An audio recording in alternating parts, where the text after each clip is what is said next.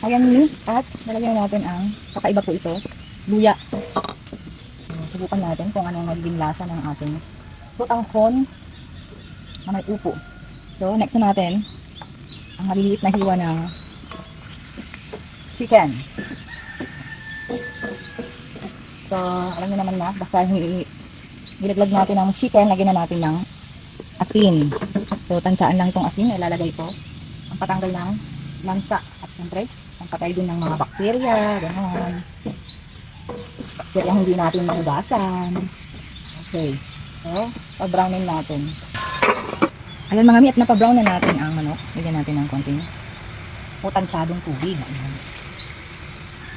Tansyahan lang po, sakto lang na pag lalambutan, pakit na siya. Dahil soup nga ito, gawin natin pampalasa yung paminta, brown pepper at yung ating nilagay kanina na ginisa natin na luya. Yan. Yan mga mi. At napalambot na natin ang chicken. Bigyan na natin ngayon itong sotanghon na binabad naman sa tubig habang tayo ay nagigisa. Ayan. 2 kumpul lang po ito ng ng sotanghon. Lakas natin muli ang apoy. Ang bango. Pakuluin muli natin. Ayan mga mi, at napakulo na nga natin at napalambot na din itong ating sotanghon. Bago natin ilagay ang ating upo, lagay muna natin ulit ang asin. Yan. Tansyahan lang ito mga mi ha, tikman-tikman nyo ang inyong niluluto sa kali para alam nyo rin yung kanyang lasa kung kulang, kung ano ba ang kulang. So, lagyan natin ulit ng paminta.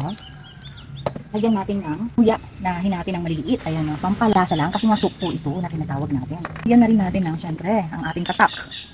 Brown sugar, pampalasa natin. Ayan. Tansyahan lang po ulit.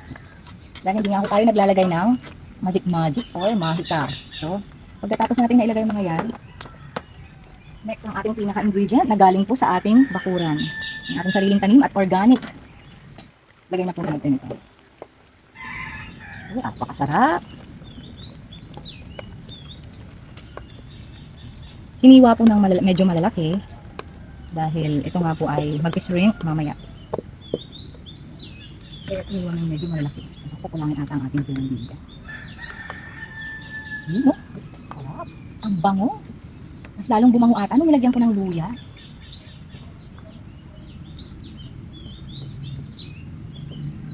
Ang bango mga mi. So, set aside. Pakuluin muli natin. Kung kulangin ng tubig, dagdagan natin. Ganun lang po. Ayan na nga mi. At napakulo na natin. Napalambot na rin natin ang upo. Bukan na natin. Ang bango at grabe yummy oh. Ang bango mi. Mas lalong bumango nung nilagyan natin ng luya. Yan oh.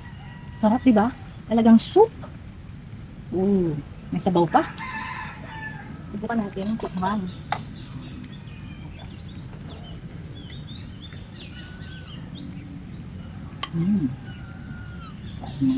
Chicken. Wala tayo ng sotanghon. Sabaw. Kuhanin din natin ng luya. Nasa ng mga luya? Ayun ang luya, oh. Ang luya. More sabaw, please. Yeah. Sarap. So, patay na natin to.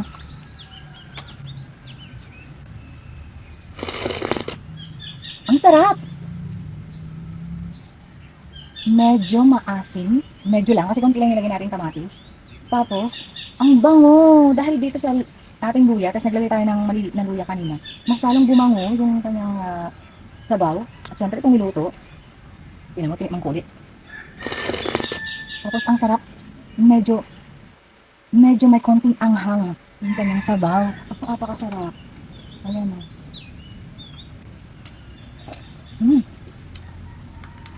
Sakto. Half cook lang po itong uupo.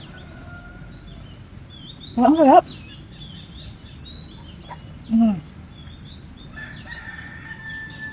Chicken. Sarap.